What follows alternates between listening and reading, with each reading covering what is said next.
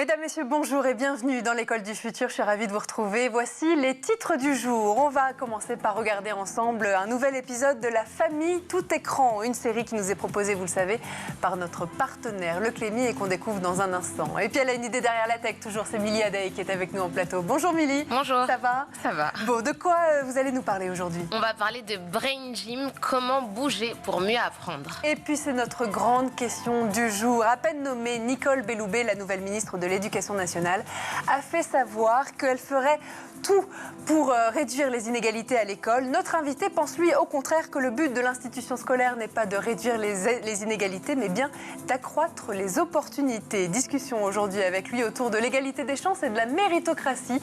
Il s'appelle Erwan Le Nohan. Bonjour Erwan, soyez le bienvenu dans l'École du Futur. Vous êtes consultant et essayiste, chroniqueur pour l'opinion, membre de la Fondation pour l'innovation politique et de plusieurs autres groupes de réflexion. On parle de l'égalité des chances et de la méritocratie dans un instant, juste après le focus. Et donc on commence par regarder ensemble un nouvel épisode de la série La Famille tout écran qui nous est proposé par le Clémy. Au programme aujourd'hui, comment parler de sexualité à ses enfants? On découvre ça tout de suite.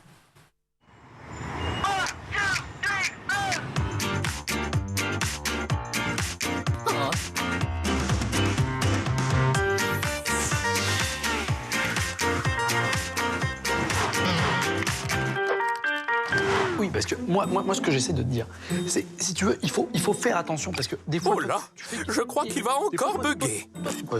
Et c'est pas ça, parce que là où il faut faire, tu postes quelque chose. Toi, t'es bien, mais c'est pas... Bon, je te traduis. Ton père veut te parler de sexualité. Voilà. Et te mettre en garde contre les vidéos pornographiques que tu peux voir sur Internet. Oui, parce que là... Parce que tu les regardes volontairement ou que tu sois tombé dessus par hasard, oui, parce qu'il faut savoir que quand tu vas sur certains sites, des fois, ça t'ouvre des pop-up avec des vidéos très crues. Partout, et là... Il faut toujours garder à l'esprit que ça n'est pas ça, l'amour. Ah non. Ce n'est pas du tout représentatif de l'intimité d'un vrai couple. Oui, parce que les... Voilà, il a fini. Je sais. Attention, certains sites internet ouvrent des images pornographiques et tu n'as pas envie d'avoir ça sous les yeux. Alors mon petit conseil, installez un contrôle parental et un bloqueur de publicité. Et si un enfant m'utilise, il faut un adulte pour l'accompagner. Tu sors? Bah oui, pourquoi? T'es encore inquiet? Mais non, alors moins inquiet, pas du tout. Respire un coup, ça va aller. Mon bébé...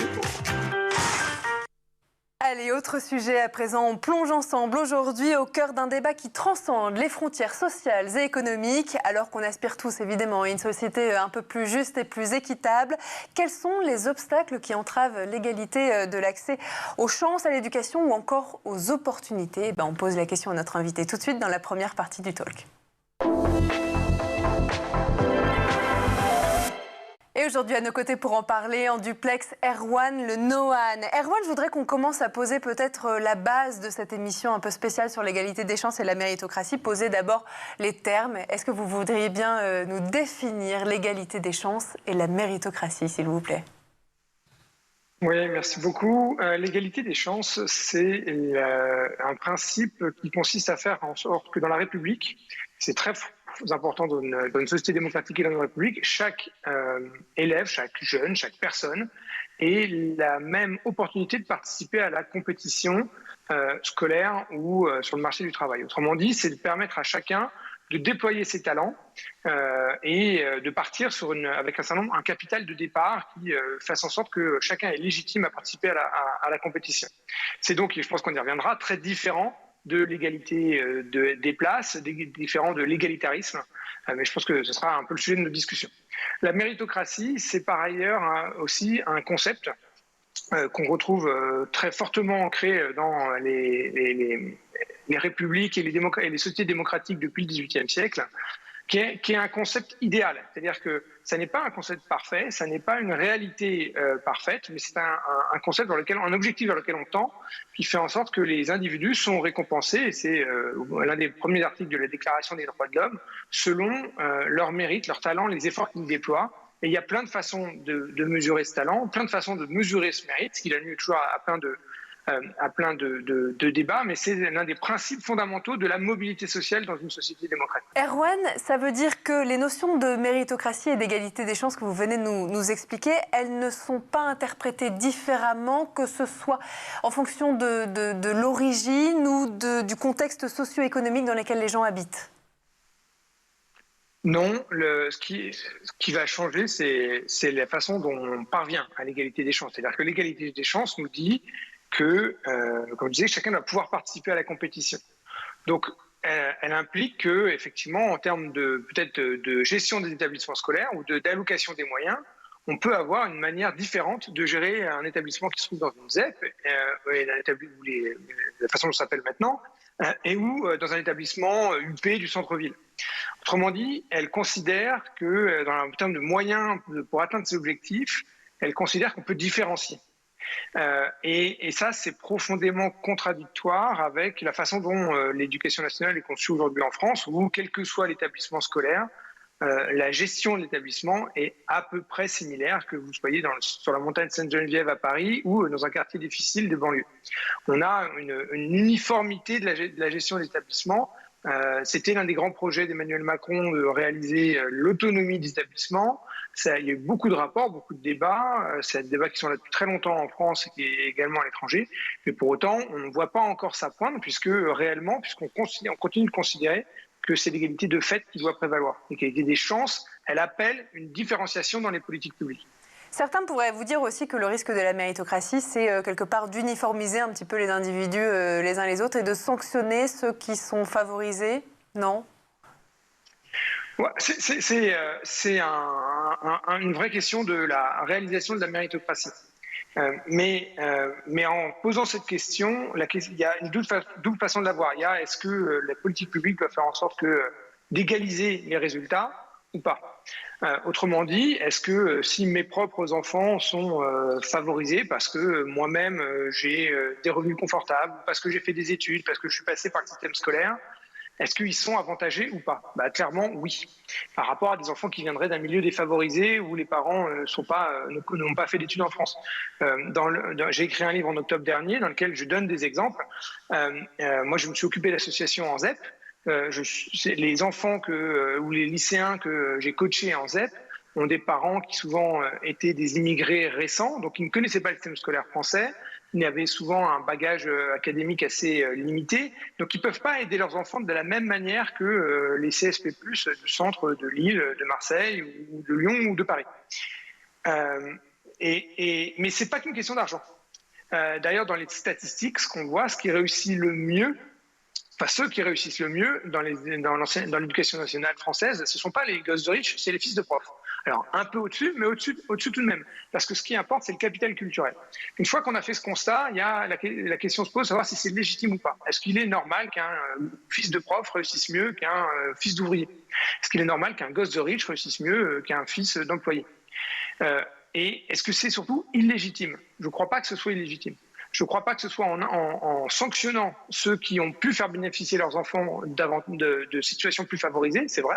Je ne crois pas que ce soit en les sanctionnant qu'on va permettre aux autres de mieux réussir. Autrement dit, ce n'est pas en capant la réussite qu'on permet aux plus défavorisés de réussir. Et ça, je crois que c'est vraiment le renversement entre la politique d'égalité des chances et la politique d'égalité. En fait, Erwan, si je vous comprends bien, on confond un peu trop souvent égalité et uniformité, différence de situation et discrimination, par exemple. Exactement. Et on confond égalité, inégalité et équité. Par exemple, prenons un cas d'inégalité. Si ma collègue qui fait le même travail que moi a les mêmes responsabilités que moi est moins bien payée que moi, ça se traduit par une inégalité.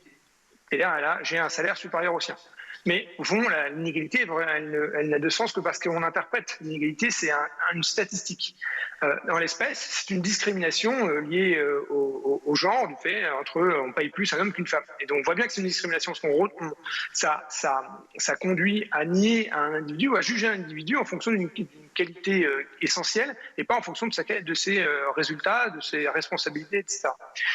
Et donc ça, c'est une discrimination qui se traduit par une inégalité. Après, si vous me mettez sur un terrain de foot et que je joue face à Mbappé au football, le nombre de buts marqués par lui et moi va se traduire par une inégalité statistique assez forte.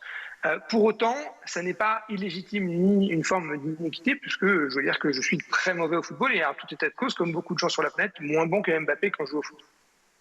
Vous affirmez notamment dans votre dernier livre, Erwan, l'obsession égalitaire dont vous nous avez parlé il y a un instant, comment la lutte contre les inégalités produit l'injustice aux presses de la cité, que les statistiques sont pourtant formelles. La France est l'un des pays les plus inégalitaires du monde, les plus égalitaires au contraire au monde.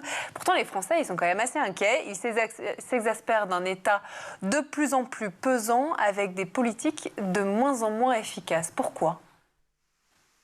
Je crois que ça n'est que partiellement contradictoire. La France est effectivement l'un des pays de l'OCDE où les inégalités sont les plus faibles.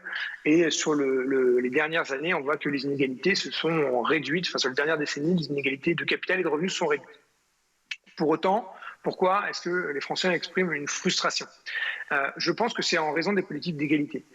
Parce que quand on a une politique d'égalité, on consiste à dire qu'il faut, en somme, maintenir les gens entre deux bornes. On va préférer que l'individu A et l'individu B aient 2 € de différence et soient relativement bas, qu'ils aient 50 € de différence, mais soient relativement hauts dans l'échelle sociale.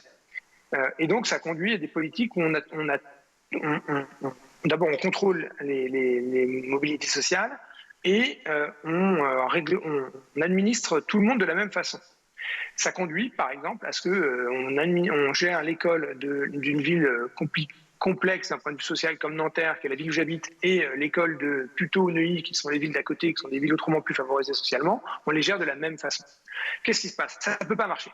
Ça ne peut pas marcher. Vous ne pouvez pas gérer une classe d'enfants de CSP+, ou de fils de prof, comme je disais tout à l'heure, qui savent lire avant d'entrer en CP, qu'une classe dont les parents sont à nouveau des immigrés récents de CSP-, qui ne connaissent pas le système scolaire français. Ça ne veut pas dire qu'ils sont moins intelligents, qu'ils sont moins méritants, mais les enfants n'arrivent pas avec les mêmes compétences. Vous ne pouvez pas en attendre la même chose quand ils arrivent, vous ne pouvez pas les porter de la même façon au même résultat. Vous devez les porter au même résultat, mais pas avec les mêmes méthodes. Or, quand vous les gérez de la même méthode, nécessairement, il y a de l'échec. C'est-à-dire que ceux qui sont en haut, qui voudraient aller plus haut, sont plafonnés. Et d'ailleurs, on voit de plus en plus que les CSP+, envoient leurs enfants à l'étranger pour faire leur université. Et ceux qui sont en bas sont plafonnés aussi, parce qu'ils n'ont pas les politiques qui parviennent à les porter vers la réussite. Donc, qu'est-ce qui se passe ? Les Français voient que l'école ne marche pas, voient que l'université ne marche pas, et qu'ils n'ont pas d'opportunité de mobilité sociale. Et ça crée une frustration énorme. Et à l'inverse, dans le même temps, ils voient aussi que les CSP+, parce qu'elles ont les moyens, je le disais tout à l'heure, elles envoient leurs enfants à l'étranger pour faire leurs universités. Les statistiques montrent que au Québec, en Suisse, à Londres, vous avez de plus en plus de Français qui font leurs études et parce qu'ils estiment à tort ou à raison, mais probablement à raison, que l'université française ne saura pas les accompagner comme il faut. Et donc vous avez une déconnexion qui se fait entre ceux qui ont les moyens de pouvoir échapper à un système qui ne marche plus et ceux qui se retrouvent enfermés. Et ceux qui se retrouvent enfermés ont une colère ou une frustration assez légitime. Merci beaucoup Erwan. Je vous propose de continuer nos échanges dans un instant. D'abord, on va faire un petit tour du côté de la planète tech.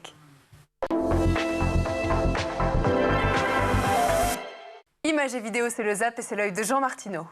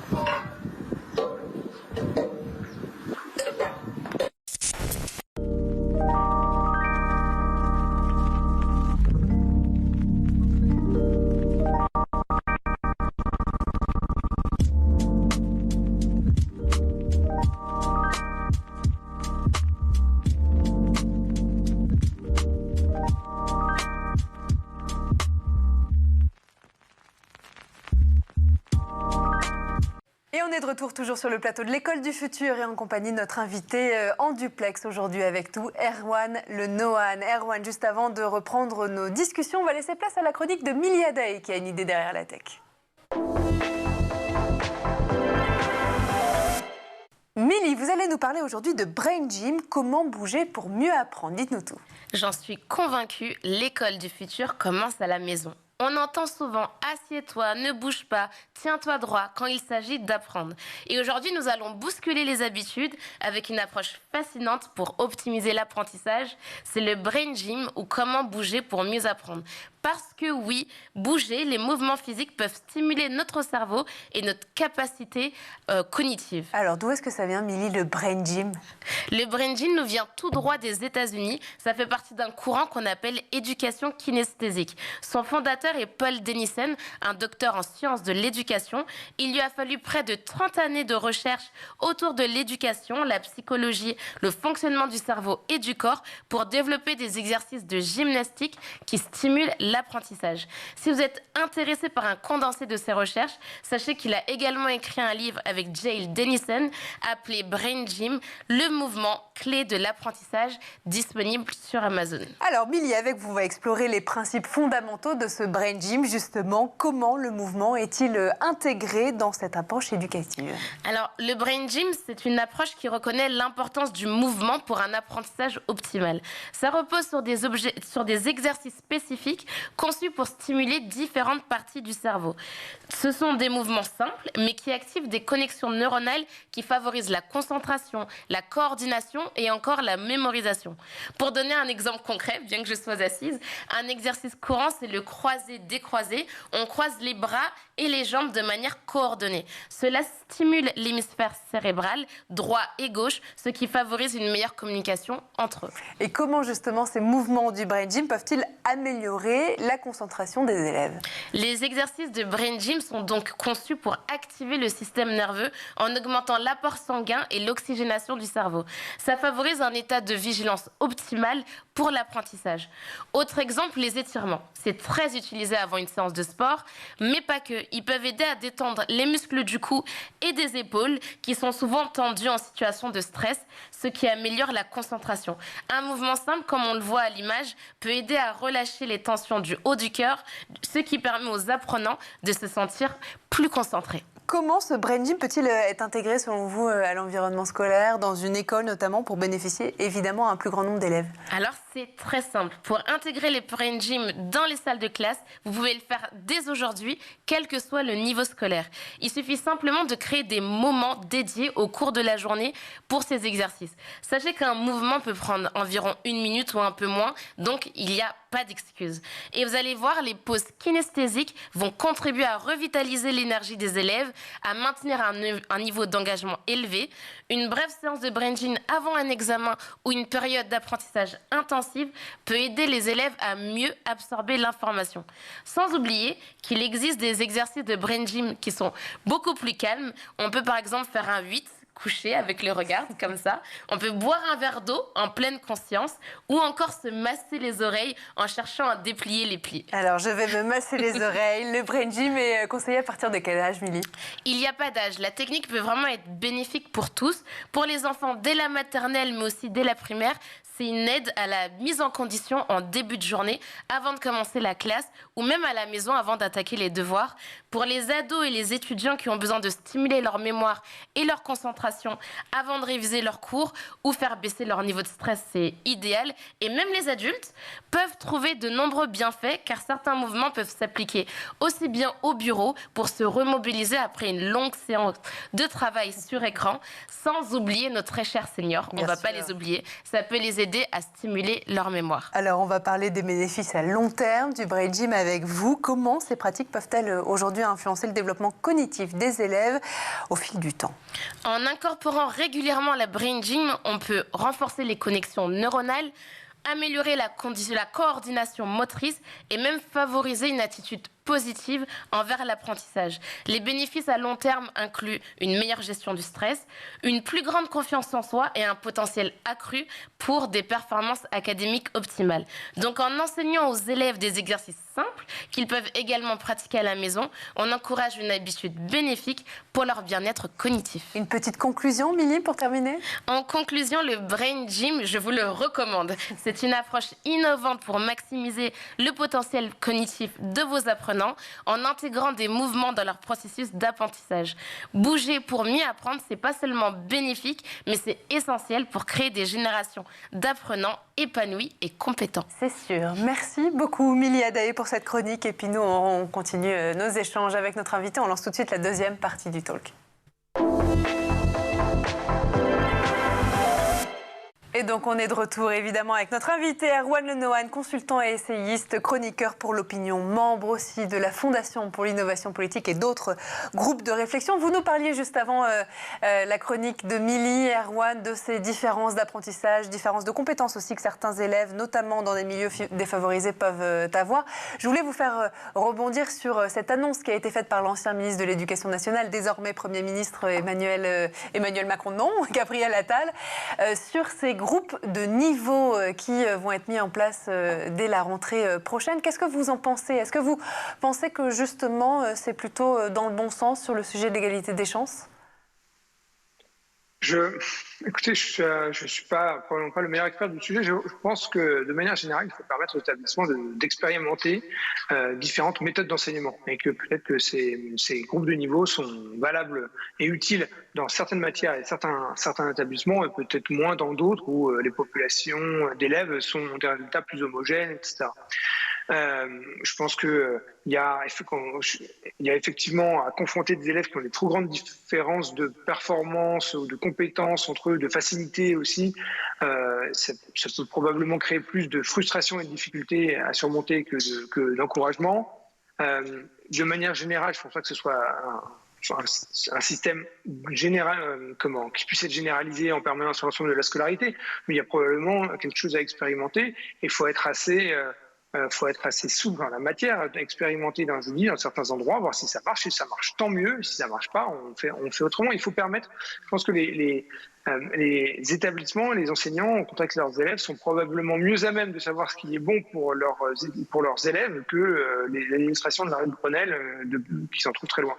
Suite à la publication aussi du rapport PISA, vous savez, le 5 décembre dernier, qui indiquait une baisse historique du niveau des élèves de 15 ans en mathématiques, le ministre de l'Éducation nationale, Gabriel Attal, avait annoncé une série de mesures fortes pour redresser les performances du système éducatif français. Pour vous, vous l'avez indiqué dans l'une de vos dernières tribunes, Erwan, cette annonce s'inscrit en rupture, je vous cite, avec ce qui a été fait pendant des années avant, pendant lesquelles l'égalité prévalait contre tout. Je voudrais bien que vous nous expliquiez un petit peu ce que vous en pensez. Oui, je pense que, disons que à ce stade-là, l'effet d'annonce était important. Les études PISA sont ces études de l'OCDE qui comparent les résultats de l'ensemble des élèves dans plusieurs dizaines de pays développés. Et ce qu'on voit depuis des années, c'est que le résultat des élèves français ne cesse de dégringoler. On a beau mettre toujours plus de moyens, les résultats sont de moins en moins présents. Donc le ministre, en l'espèce, quand il a fait, donc il est devenu Premier ministre depuis, quand il a fait ses annonces, s'est inscrit, je pense, dans la volonté d'un effet un peu choc pour dire rien ne va plus, il faut changer. Cela étant, le fait qu'il ne soit plus ministre de l'Éducation nationale, que la nouvelle ministre probablement semble avoir une vision un peu différente, que le ministre de l'Éducation nationale ait à nouveau changé, ne me semble pas être un signe très optimiste sur le fait que cet électrochoc qui avait été annoncé soit suivi des faits. Donc au moment où les annonces étaient très intéressantes, quelques semaines ou quelques mois après, j'ai pas l'impression que l'éducation soit devenue un sujet prioritaire pour le gouvernement aujourd'hui. Alors pour sa défense, ça ne l'était pas non plus des gouvernements précédents. Mais c'est d'ailleurs l'un des sujets, je pense que l'une des difficultés françaises, c'est que aucun responsable politique n'a réellement envie d'investir l'éducation aujourd'hui. Il n'y avait pas un responsable politique important qui ait une vision pour l'éducation, un projet pour l'éducation. Et donc on n'a pas les réformes qui devraient être portées, qui ont été portées ailleurs en Europe, ne sont toujours pas en France. Qu'est-ce que ces réformes, justement, traduisent selon vous? C'est quoi? C'est un manque d'ambition pour l'éducation aujourd'hui en France? C'est un manque d'ambition et la crainte d'une lutte des classes aussi aujourd'hui?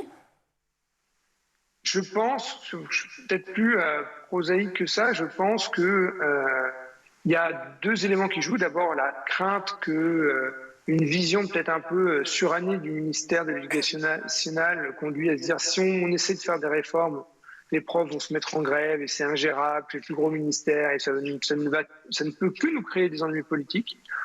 Or, je pense que les enseignants en tant que tels sont plus ouverts à des réformes et des transformations qu'on ne le croit. Peut-être pas leurs syndicats, mais les enseignants sur le terrain très certainement.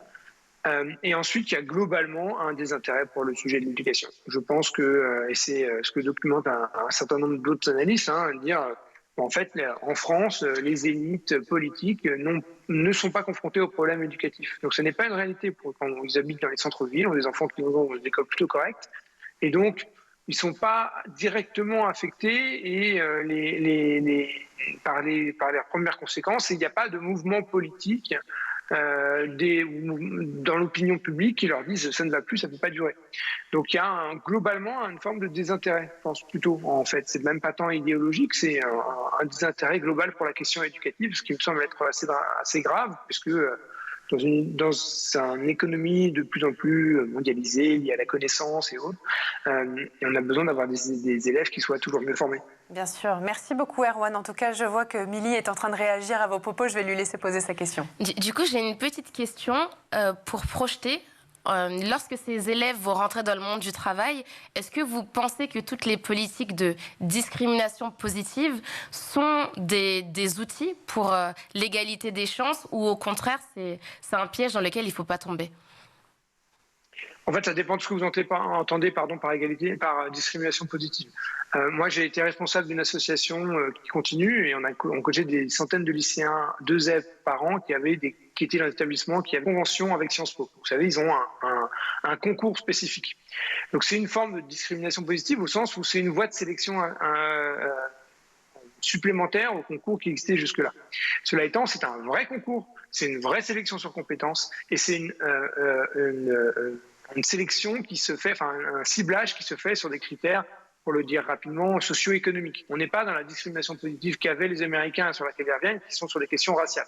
Les questions raciales, je pense que la discrimination positive raciale, elle n'a pas sa place en France, pour plein de raisons, et notamment parce que ce n'est pas notre culture. Les politiques différenciées selon les critères sociaux, pour permettre à des étudiants d'accéder à des études, pas une voie de sélection, c'est vraiment une sélection, j'insiste là-dessus. Moi, j'y suis très favorable parce que ça permet, je l'ai vu, ça permet à des jeunes non pas de devenir doués, parce qu'ils le sont déjà, ça leur permet d'avoir un moment, quelqu'un ou une institution qui leur dit vous aussi, vous avez le droit de réussir et il faut travailler pour ça. C'est la seule chose que ça leur dit, c'est toi aussi, la voie de réussite est ouverte. La seule chose que tu as à faire, mais ça n'est pas rien, c'est travailler, travailler et travailler. Et vous en avez plein qui rentrent à Sciences Po, qui réussissent brillamment leurs études. Réformer l'école pour faire bouger la mobilité des élèves. Merci beaucoup, en tout cas, Erwan Le Dohan, d'avoir été parmi nous aujourd'hui. Je rappelle que vous êtes consultant, essayiste, chroniqueur, notamment pour l'opinion, membre de la Fondation pour l'innovation politique et d'autres groupes de réflexion. Merci infiniment d'avoir été parmi nous, Erwan. Merci aussi à vous, Milly, pour votre contribution et votre chronique. Vous revenez évidemment quand vous voulez. Merci à vous de nous avoir suivis. Et puis nous, on se retrouve dès demain à 12h30 sur School TV. Bonne journée.